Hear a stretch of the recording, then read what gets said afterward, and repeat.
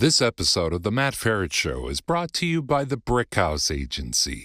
Brickhouse is a boutique independent health insurance agency that focuses on finding the right Medicare coverage for folks across the country. Matt's wife, Nikki, is the heart behind Brickhouse. She's great at making confusing things clear and is passionate about helping people find a Medicare insurance policy that suits their individual needs. To schedule a free one-on-one appointment with Nikki or a member of her team, head on over to brickhouseagency.com or simply call 844-844-6565 and someone will help you schedule a phone call or a Zoom meeting. The consultation is free because the insurance companies pay Brickhouse, not you. There's never any pressure or obligation to enroll.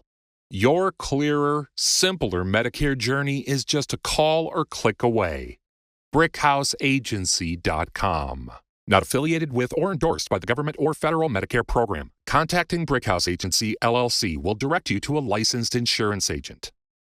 Hello everyone, this is Matt Feret, author of Prepare for Medicare and Prepare for Social Security Insiders Guidebooks and online course training series. Welcome to another episode of The Matt Feret Show, where I interview insiders and experts to help light a path to successful living in midlife, retirement, and beyond.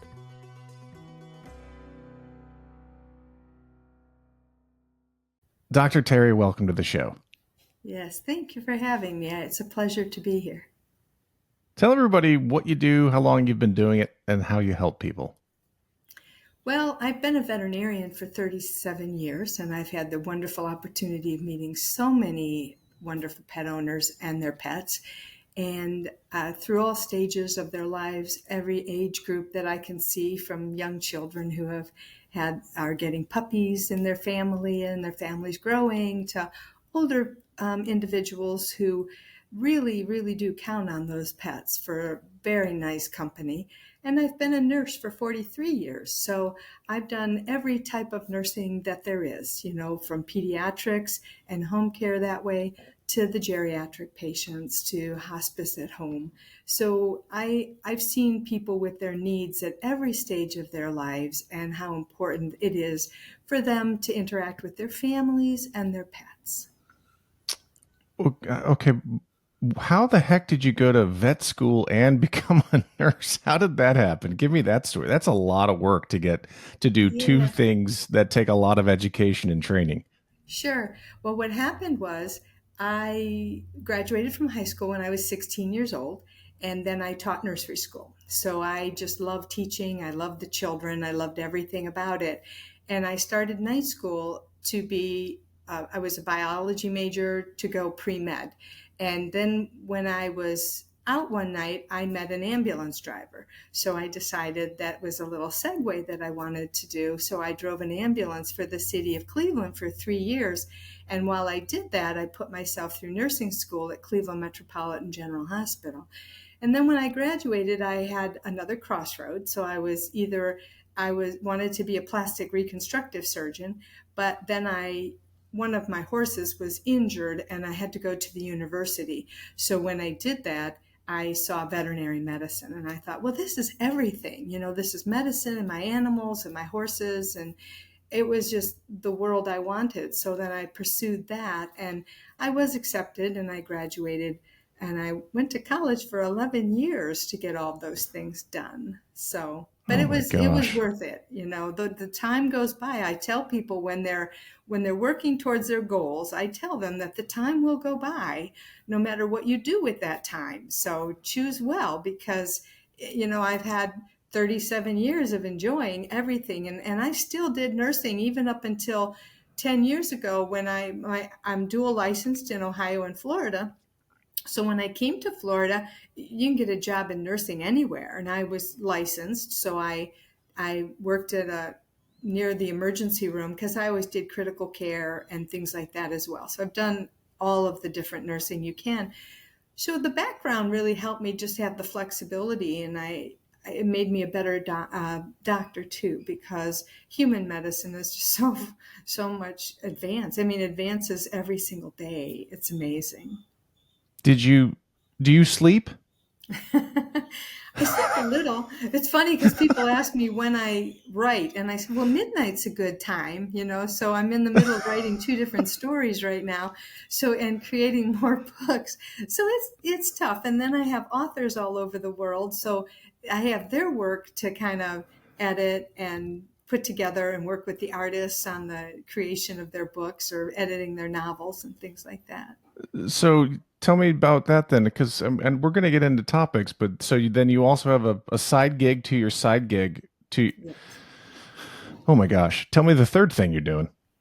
Well, in 2016, I decided that with my love of teaching and all the pet owners that I had seen that I thought could just benefit from the basic information, I created 3 books. One is D is for dog, one is C is for cat, and one is H is for horse. Now, the series has intended to be for cows and sheep and pigs. I love little pigs and goats and ferrets and birds and things like that to add to that. Just haven't gotten there yet, but it's in the works.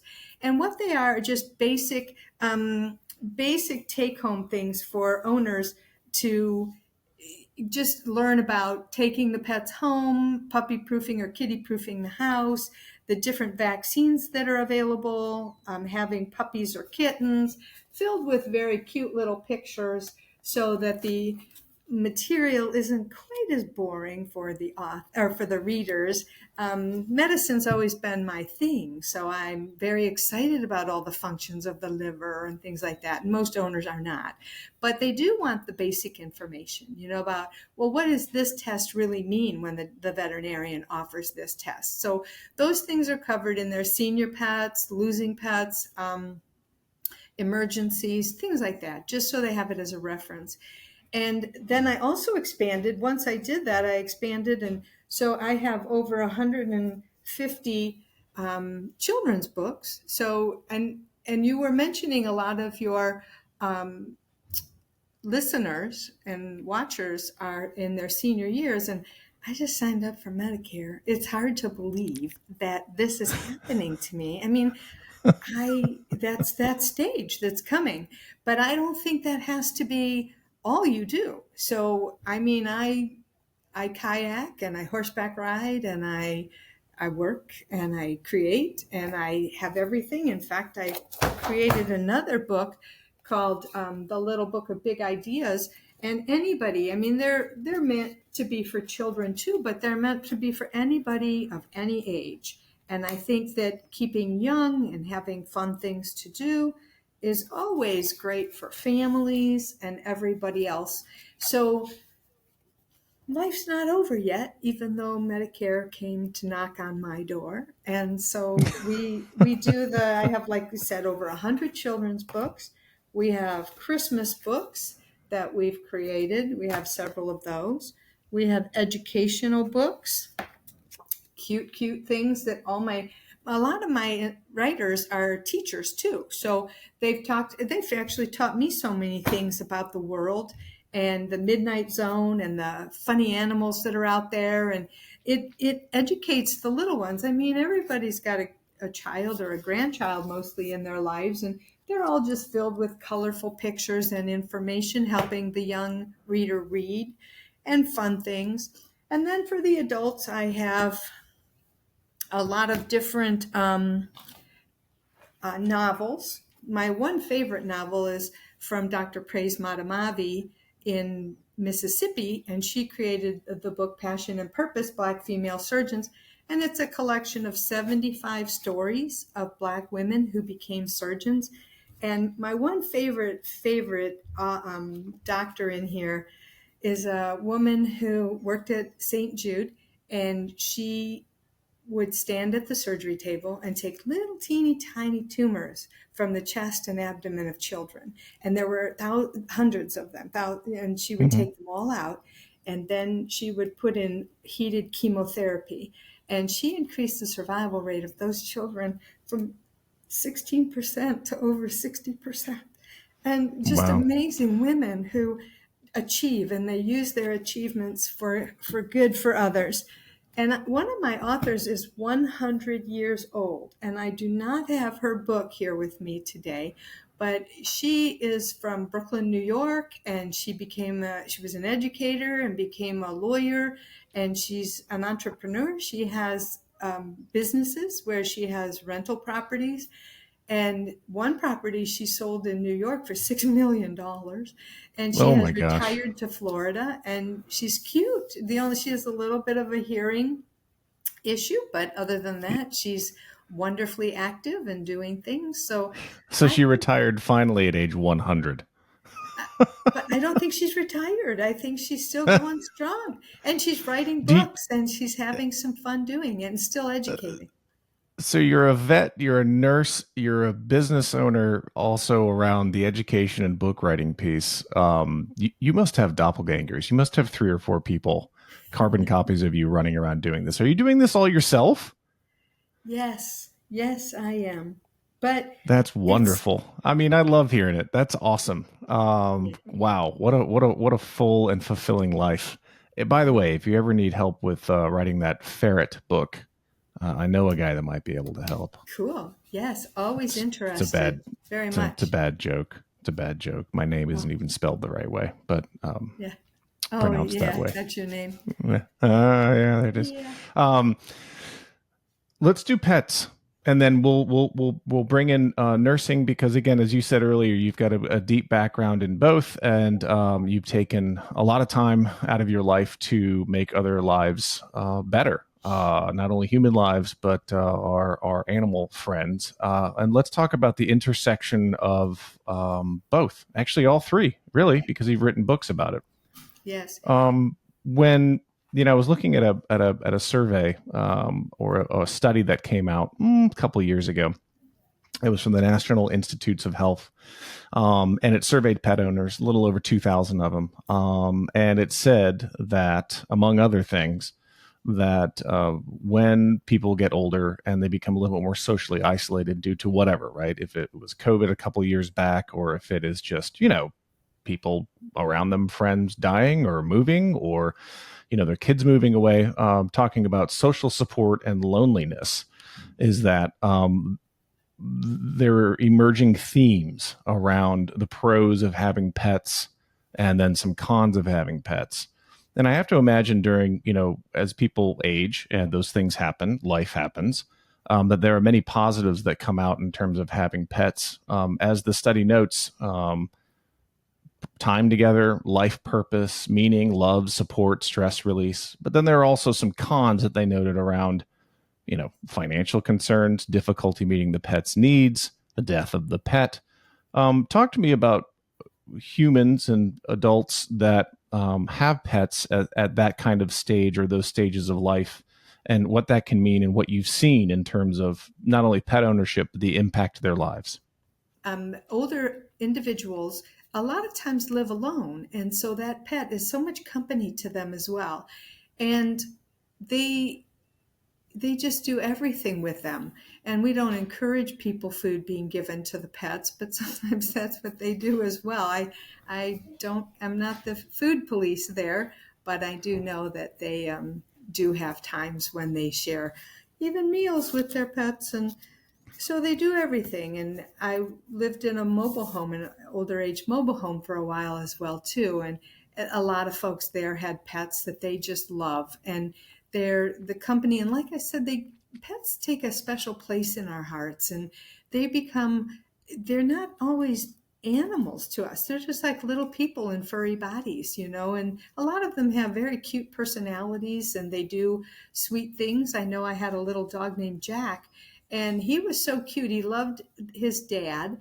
And so every morning when I would walk them, he'd walk down our driveway because we were at the fairgrounds, and it was a driveway into the fairgrounds. And he'd go see Dad and jump on his lap, and they'd interact for a while. And then he'd say, "Go home, Jack."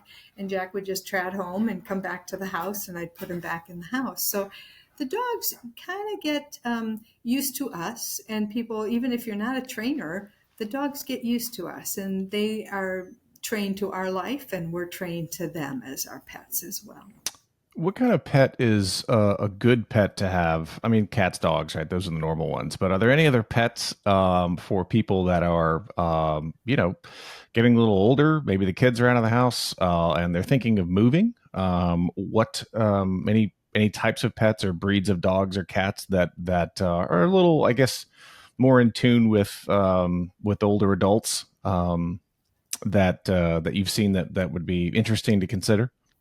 The cats are always nice because they're very flexible, easy to move, easy to put in a small carrier and take with you wherever you go. And the small dogs as well. It was funny when I was younger. I think I liked the bigger dogs better, the retrievers, the Great Danes, the things like that. And then as I got older, I really had an appreciation for the smaller dogs, and they just kind of go everywhere with you too, and they're very easy to take along with you.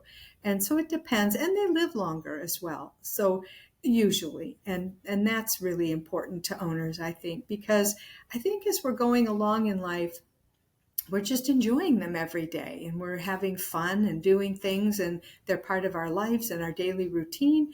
And then one day we turn around and, oh my gosh, our babies are older. And so then they have a little more needs. And my heart goes out to the geriatric pets because they, they have special, they just need a little more attention, but they really are just wonderful, even in their golden years after all the time that they've given us so much joy in our lives. If I'm as you are, right, an active adult, and I like to travel, and that travel can take me all over the country, all over the world, more than just a quick weekend. What type of consideration, if I'm thinking about getting a pet in retirement or when I'm a little older, what kind of special consideration should I be thinking about before I go and get that rescue animal or that rescue dog? Should I be thinking about my lifestyle or what my planned lifestyle should be? Yes, always. But, like I said, the small dogs go everywhere. I see them with over the road truckers, they have dogs with them in their trucks. But most of the time, obviously, it has to be an air conditioned or a thermal controlled vehicle because the pets can get heat or cold stressed. So we need to make sure we're taking care of that need. And just that obviously that you have the ability to get them out here and then, and when you're going to leave them, like I know folks have had pets, they travel the world. I've seen very interesting people, and in the Keys, they'll park at a campground with their RVs. And so the pet usually has to stay there if they're going sightseeing or snorkeling or whatever they're going to do for the day. So the pet has to be taken care of. My girlfriend, who I love dearly, had an older pet that I was her veterinarian for, Shelby, and she got a new puppy named Penny. And it was kind of cute because sometimes people don't like to get a younger pet when they have an older pet. But when they were traveling for her husband's business and work, they would go in an RV, and Shelby was older. And so the puppy was cute because Penny knew she needed water. So she dragged the water from one area of the RV over to the older pet. And it was very cute how she did that. And then one day, Mary came home and gave the puppy a treat.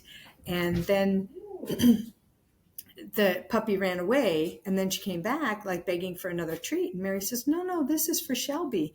And so she went to see Shelby, and the puppy had taken the treat to Shelby. So I think that a lot of times our pets love each other and also love us, and just provide a lot of good things for us. So my puppy's getting a little restless. So I know. And just knowing the age of the pet too. Obviously, puppies need a little more attention than older dogs do. But and then their nutrition, just being able to take everything with you and pack for the pet as well as for you as the traveler. So you mentioned something I've always had a question about. When you have an older cat, is it okay to get a kitten? If you have an older dog, is it okay to get a puppy? Will they accept it? Will they be threatened by it? What's your advice there? That's a really good question. And it appears that cats really don't like change very much. So cats are a little more difficult to introduce new pets to. I've seen a lot of owners try to do that. Sometimes cat owners have to introduce all the cats at one time, and that can be challenging. And then it depends on the personality of the cat as well. I've had some good success with it, and then some other times cats don't tend to take to others so much. Now, the dogs, on the other hand, as long as it's a puppy, they seem to really enjoy it. And the older pets, if they're not too old or they don't have a lot of arthritis or things like that, then they like a puppy around because it really gets them excited about doing things more. So they're a little more active.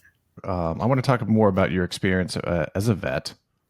And then I want to talk about the intersection of your nursing and taking care of people and your experience with animals and pets. So let's talk about your veterinarian piece first. Most people don't interact with veterinarians unless their pet is sick. And then, there are things that are like, well, you should come in for regular checkups. Well, how much does it cost? This is usually a cash business. Oh my gosh, I have to get a tooth extracted. It's going to cost me $18 million. What the heck? Tell me or give me some advice at how I should assess a vet or know that my veterinarian is good, or or the place I'm going, the 24-hour emergency room piece, or the little boutique that's open 4 hours a day. Tell me, just in broad terms, how do I shop for a vet? How do I know if I've got a good one? What's the inside scoop there? Well, a lot of times nowadays they have those Google reviews. So people are giving reviews on the veterinary practice all the time. So that's very easy to look at them. Word of mouth is another really good thing. If somebody really loves what their veterinarian does, then that's important too. Some of the veterinarians take time with folks and then they explain things. That's always helpful.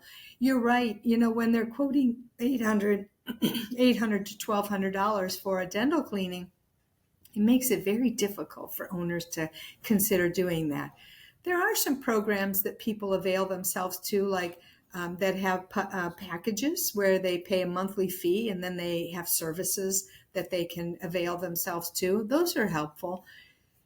The other thing is pet insurance. I don't work for any pet insurance companies, but I know some of them are very good and they are reliable. So there is something that you can look into.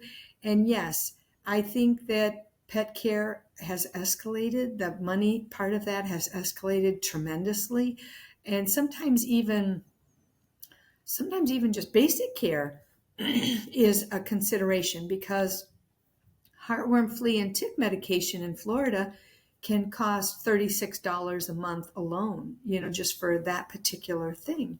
So then when you add in the cost of getting the dog vaccinated, and sometimes we recommend blood work because early detection of things like kidney issues or liver issues, things like that, are very helpful. So we recommend those things, and again, that can be costly.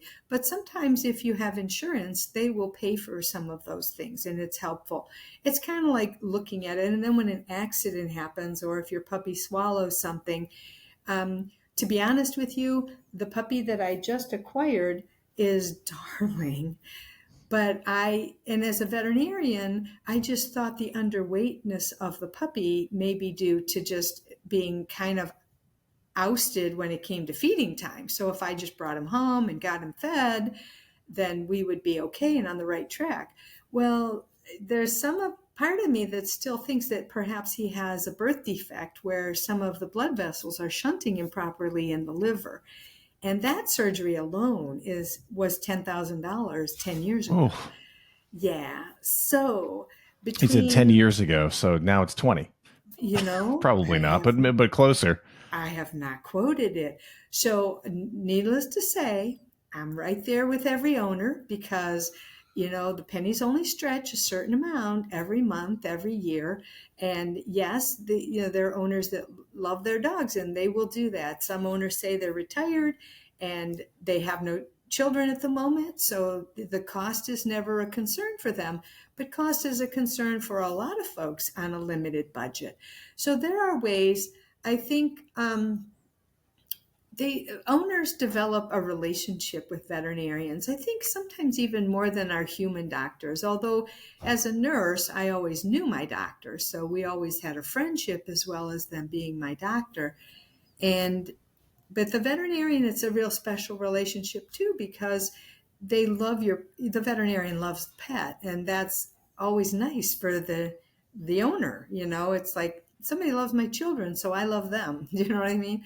So, and that's how it works in veterinary medicine. And I think that's why I think I like the books, because if you have a basic knowledge and basically what you're looking for or what sounds good to you, then you're going to know that your veterinarian is being helpful to you in a way and you can converse with them on a level where you understand. There's so many times I'll see a new diabetic pet and they look overwhelmed, and they are. And some people have diabetes or a family member with diabetes, so they understand that disease. And these owners, for the first time, are looking at their pet like, well, I love my pet. I don't want to say goodbye, but I don't think I can figure out how to do this.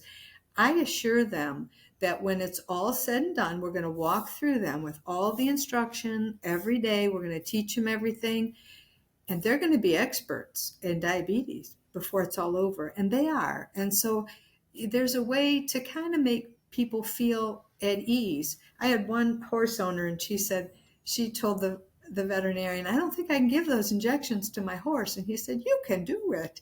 So just the positive encouragement that owners can do what they need to do for their pet is always helpful in a veterinarian. And you do need to trust them. There has to be a trust level there with your veterinarian. It sounds like you not only have to trust them, but you have to get to know them a little bit, kind of like your primary care doctor, right? You have to have a good feeling. You have to have a good rapport. They have to be meeting your needs and communication. They have to sit and be able to talk to you for a little bit, and you have to like them at the end of the day. So it sounds like it's almost kind of like an interview process that, people urge others to have with their own human doctor, with their vet. Quick downshift. I see a lot of commercials on TV for very expensive pet food. I think I saw one last night that had something to do with some guy said, what's this doing in your fridge? I was like, well, it's, I think, dog food. And he's like, why do you have dog food in your fridge? And I wanted to go like, yeah, what do you have dog food in your fridge for? They're like, well, it's all natural, and it's basically, or sounds like somewhat human food, so you have to keep it refrigerated. And I don't know about you, but I grew up with cats, and they got dry cat food, and they seem to do just fine. And it wasn't $50 a bag. It was Meow Mix, and everything was great. They lived long, healthy, happy lives. Can you tell everybody listening, like, what's the deal with all this brand new, fancy, expensive cat and dog food? Is it worth it? Is it not? What does it do?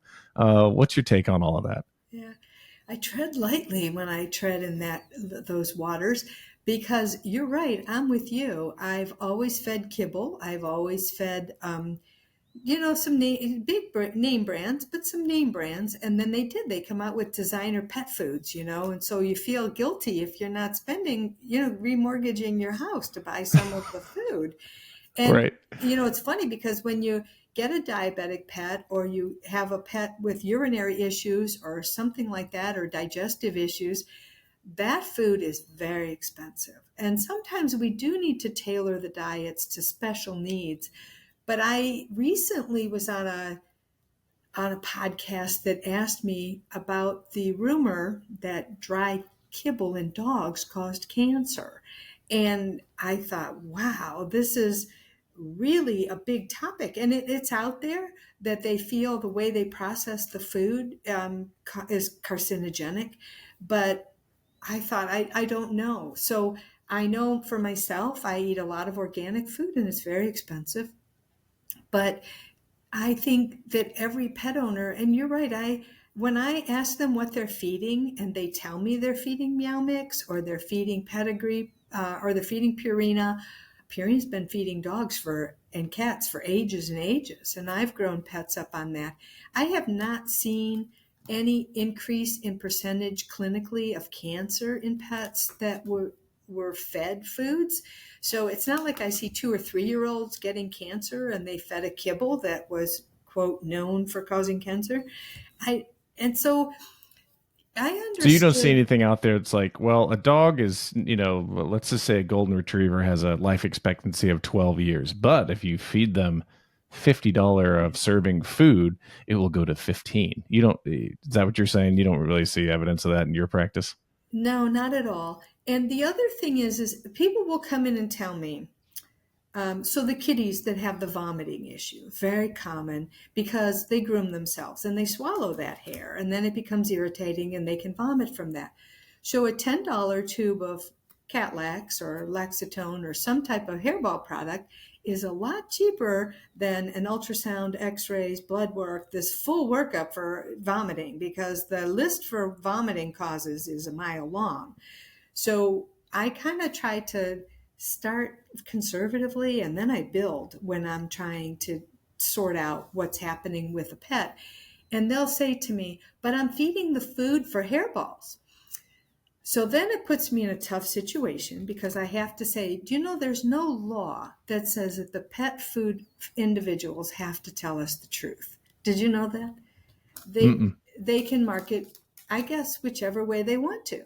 And so they market a lot on folks' emotions. And that's very difficult for me because every pet owner wants to do what's really best for their pet. And so if they're being told by a commercial that this is the best pet, this food has better protein, 41% protein, in my opinion, is way more than any pet needs, especially a dog. And I caution folks on some of that, but again, they make their decisions based on how they're interacting with their veterinarian. And so I have them ask their veterinarian for their personal opinion too, because I may differ from what someone else feels. And then there are holistic doctors who will do a marvelous job. I mean, they're wonderfully intelligent and very creative with their care for the pets. But that's not a basis of knowledge that I personally have, So you're right. I've been doing it for 37 years, and I just haven't seen, like you said, the golden retrievers taking in the kibble all their lives have higher incidence or a shorter lifespan due to that nutrition. As long as it's a big name brand food, I tell them, because there are some foods out there that I don't think I recommend, if they're no name brands, those I don't recommend. But all the Purina's been Purina, Royal Canin, Hills, I guess Merrick, they're all very good foods. And sometimes one pet will eat one thing over another, and sometimes they don't. IAMS has been making good food for a long time as well. Yep. Thank you. What about a pet adoption? Shelters. I don't even know all the names, right? You've got, I read every once in a while a story about, puppy farms, and then we've got shelters that rescue animals. What's that landscape look like? What do you recommend people who are looking for pets or new pets do? What paths are, it's easy to say good and bad, but what paths are preferable from your standpoint in terms of getting the dog that you want or the cat that you want or the pet that you want? And around that whole kind of infrastructure of anywhere between like somebody calling, you seeing somebody on Craigslist that's got an extra kitten, and then all the way up to the, the puppy mills portion, and, stores that have animals behind glass. What are your feelings and recommendations around that environment? I think it's do your homework. And part of the difficulty is that sometimes when you see a pet, if you're at a pet store, you kind of fall in love pretty fast. It's easy to do. So, and some of the pets from the pet store can come from puppy mills and things like that. So we don't know. But I think I've adopted pets or obtained pets from puppy mill situations, and they've been very good pets for me. So some people don't mind mixed breed pets that they're rescuing. And there are, I worked in Ohio, I managed a kennel there. Well, I managed two kennels at two different times. And the one kennel, if somebody was on, well, we had a certain number of pets that were at the end of the road for staying in the kennel and they weren't adopted. But we had a newsman named Dick Goddard who he would put his pets on his show. And it was funny because I couldn't get him adopted in the kennel. But if I had Dick Goddard showcase the dog, I had 50 calls. So there were dogs that I knew would make wonderful pets. And so, and did they have health problems? We're not always sure. So, and you can even buy purebred dogs that you're not always sure. At first, when they did the designer breeds, I thought this is a real racket, when they're mixing poodles with Malteses or, Yorkies with Cairn Terriers.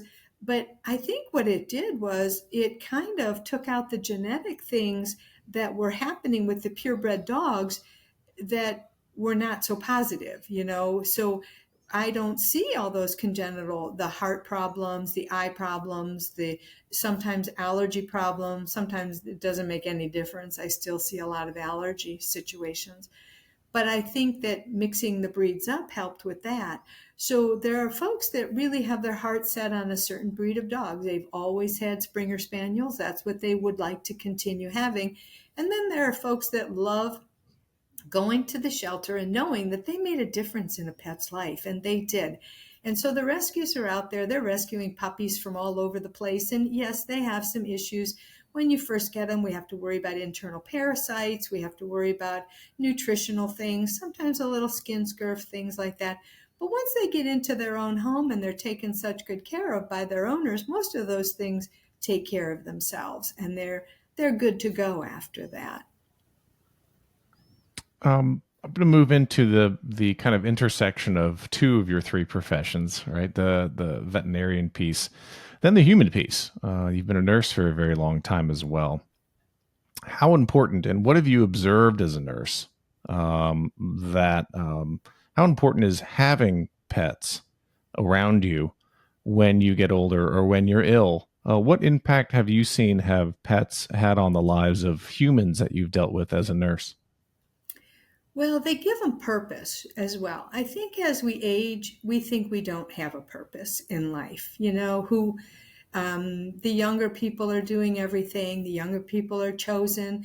In Ohio, I loved my life in Ohio, but after 50, I couldn't really find work much because there were 16 veterinarians applying for every job.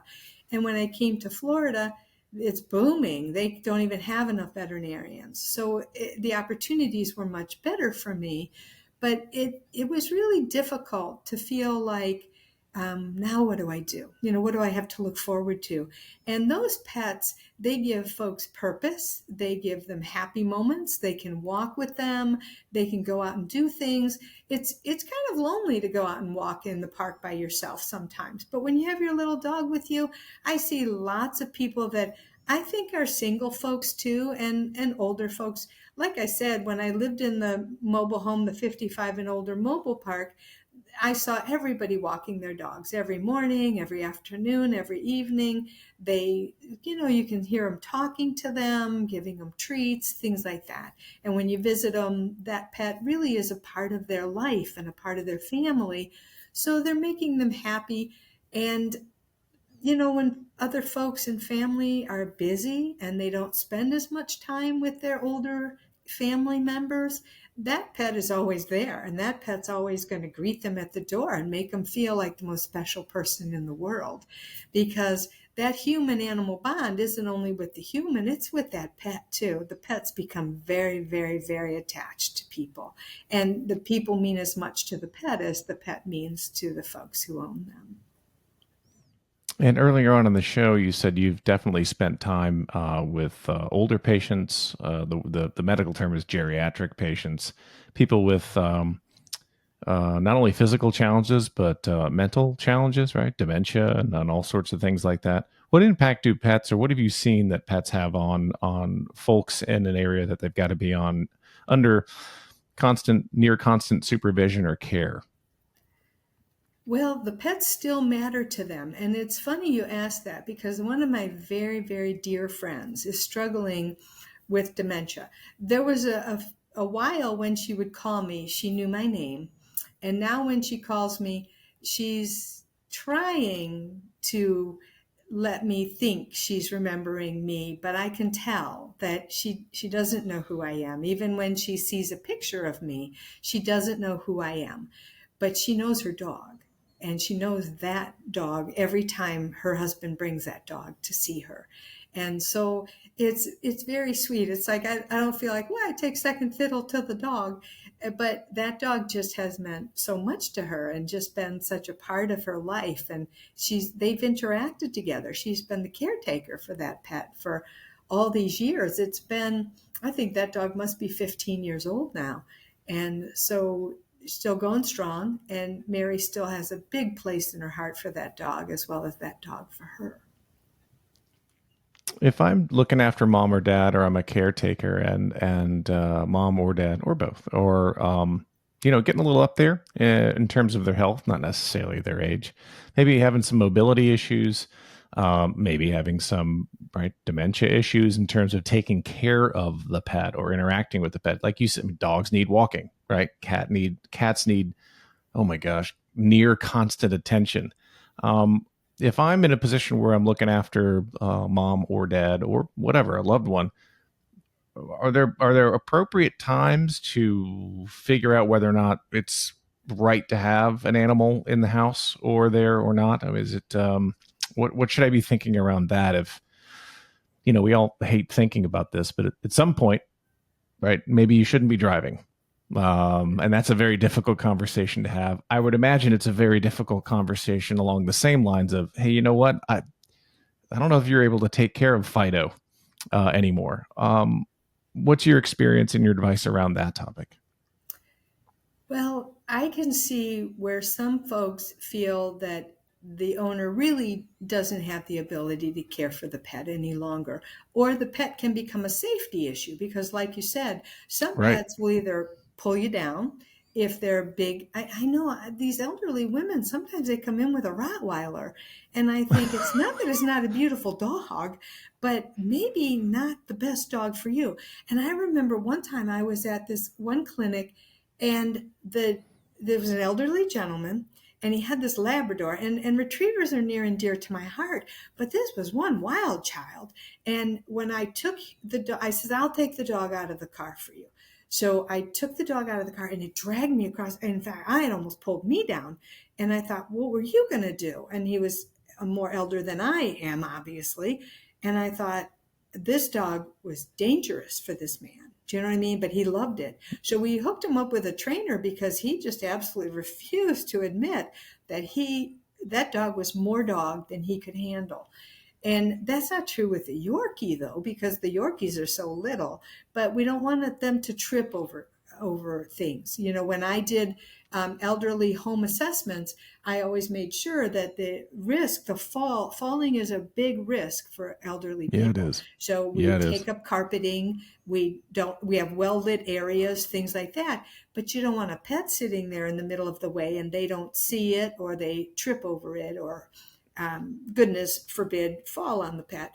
But that's where it takes the family to step in and say, I want your life. And it's different for everybody, because I can't tell a family member that they should take care of a pet that they don't have time to take care of or a desire to take care of.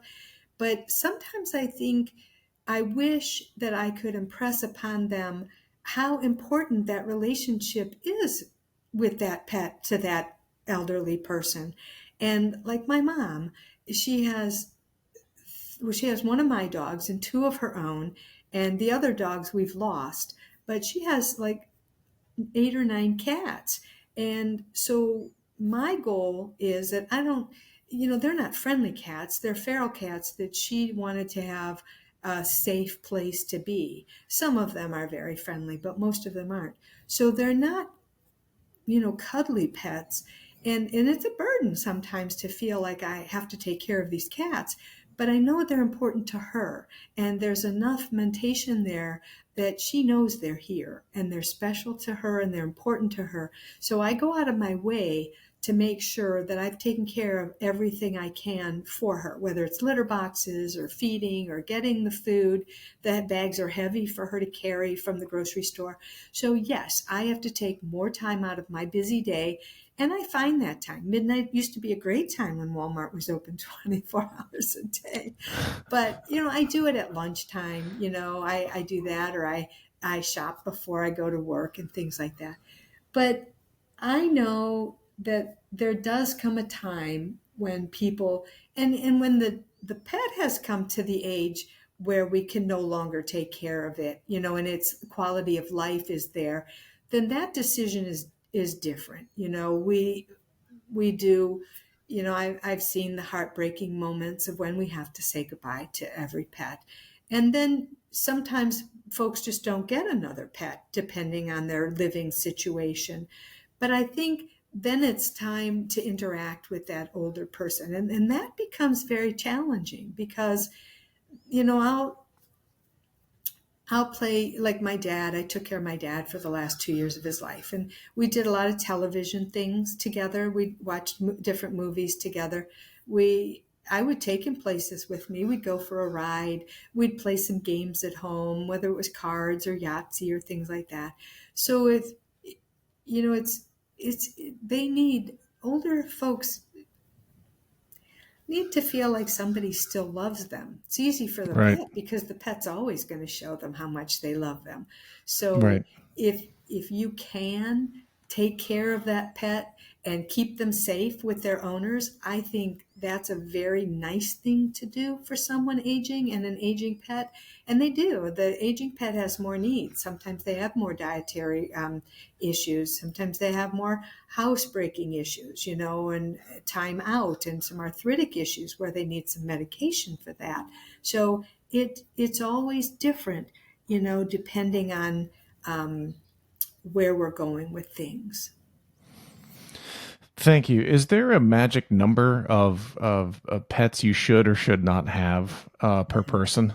I mean, you hear the phrase, crazy cat lady. It could be crazy cat Yeah. guy too. And then of course news stories that some health official found a house with 100 cats and 2 dogs and some right there are the extremes. But you brought up earlier, right? There are a lot of you get it. The more you have, the more you got to take care of. And then are you really giving the most attention that you could or the best treatment that you can? What are your thoughts around having multiples? Gosh, I'll just say one time in my life we had 3 cats in a pretty small living area, and that couldn't last very long for simple cleanliness reasons. Um, what's your is there a ratio, or does it depend on where you live? If you live in a rural area, if you live in an apartment, if you can, if you work full time, what are your thoughts around in terms of what's fair to the animal, even though you may like to have 10 of them? Well, everything is, again, different for different people, but I do think that it can be cost prohibitive because, like I said, my mother has all these cats. And so when you go to do flea treatment every month, it's $10 or $15 for every pet. And then the dogs, the heartworm medication is $36. So you times that by 3, you're talking $100 and something for the dogs and hundreds of dollars for the cats. And sometimes the cats don't get the care that they need.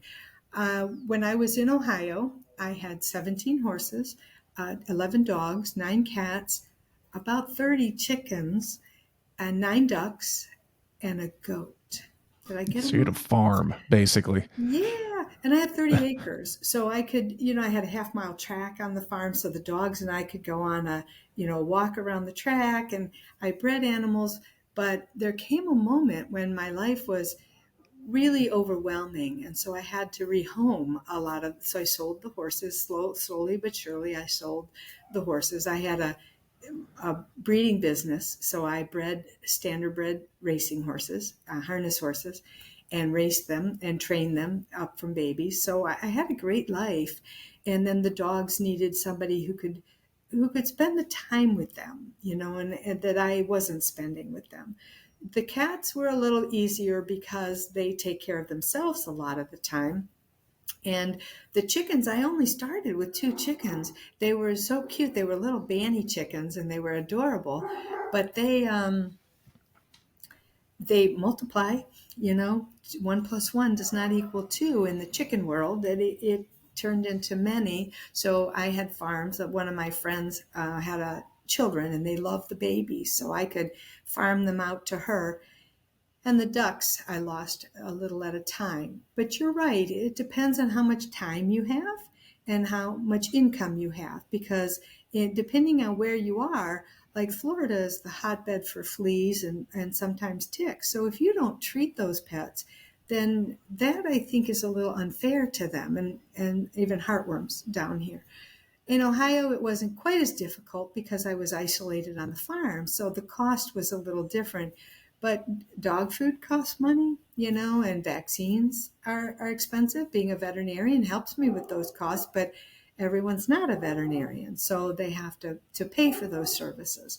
So you're right, it depends on, and then some people feel like they're just giving the pets a better life than no life at all, feeding them. I know a lot of people Mm-hmm. down here who feed feral cats, and so they do feel like they're giving them a better life than no life at all, and they're not a starvation life. So everyone has their own opinion on that. And I think my mother has more cats than she should have, but she loves every single one of them, and they all respond very nicely to her, even if they don't know me very well. So, veterinarian, nurse, entrepreneur, author. What questions? I know we could talk for a lot longer about the intersection of all those things, but what questions specifically around taking care of animals and veterinary care and the interaction between vets and humans as we grow older and in different ages and stages? What kind of questions or topics did I not ask about that I should have? Well, you did a good job, Matt. So Well, thanks. I think that sometimes we see veterinary medicine as a money making business, and people are in business to generate income. And I think being wise about what we choose to do. But I'm not an anti vaxxer because I would not want any human to have polio or tetanus. I've seen people with those diseases, obviously, as a nurse, and they are devastating. And vaccine eliminates that possibility. I've never seen a vaccinated person get tetanus or a vaccinated animal get tetanus. And dogs and cats don't get that, but horses may, or pigs, or some of the livestock. But they do get distemper and they do get parvo. And gosh forbid that anybody would get rabies. But it is still here in America. We are not a rabies-free country. So those things are really things that I want to strongly encourage owners. Preventative medicine is always the best way to go. Testing for at least heartworm disease and fecals is important because we want to keep them healthy that way. Now, there are more elaborate testings out there, and some people cannot afford those, and that's okay.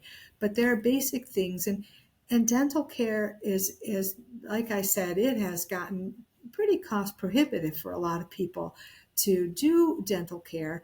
But when the small dogs have dental issues and they have a lot of tartar and loose teeth and things like that, it can affect their heart health and their kidney health and shorten their lifespan. So, Just like with humans, by the way, right? yes, Yeah, exactly. dental care is a very important piece of overall health because it does affect all the exact same things you just listed for pets. Yes. And what amazes me is I love my pet owners and they see the need for their own teeth to be taken care of, but they just, because the pets are wonderful. They're stoic and they don't complain. And unless they're not eating or showing some type of pain or swelling, most people don't really see it as an issue. But it is. And every year that they see, I think the pets should be seen every year by a veterinarian. And the older pets, a couple times a year isn't so bad either, and they can keep on top of things. When we identify kidney issues early, we can help lengthen the life of those pets tremendously. And I know that that's what every owner wants for their pet, is a nice long life. And that's what I want. I've had to say goodbye to so many pets as well. So I know how heartbreaking it is. And as long as we can delay that, then we want to do that.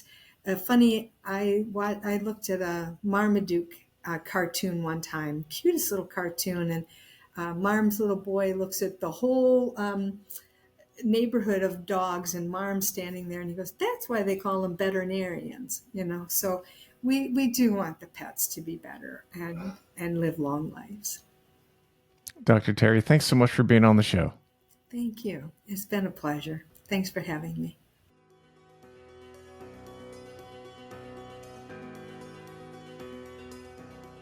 The Matt Feret Show, related content, publications, and MF Media LLC is in no way associated, endorsed, or authorized by any governmental agency, including the Social Security Administration, the Department of Health and Human Services, or the Centers for Medicare and Medicaid Services. The Matt Feret Show is in no way associated with, authorized, approved, endorsed, nor in any way affiliated with any company, trademark names, or other marks mentioned or referenced in or on The Matt Feret Show. Any such mention is for purpose of reference only. Any advice, generalized statistics, or opinions expressed are strictly those of the host and guests of The Matt Feret Show. Although every effort has been made to ensure the contents of The Matt Feret Show and related content are correct and complete, laws and regulations change quickly and often. The ideas and opinions expressed on The Matt Feret Show aren't meant to replace the sage advice of healthcare, insurance, financial planning, accounting, or legal professionals. You are responsible for your financial decisions. It is your sole responsibility to independently evaluate the accuracy, correctness, or completeness of the content, services, and products of, and associated with, The Matt Feret Show, MF Media LLC, and any related content or publications. The thoughts and opinions expressed on The Matt Feret Show are those of the host and The Matt Feret Show guests only, and are not the thoughts and opinions of any current or former employer of the host or guests of The Matt Feret Show, nor is The Matt Feret Show made by, on behalf of, or endorsed or approved by any current or former employer of the host or guests of The Matt Feret Show.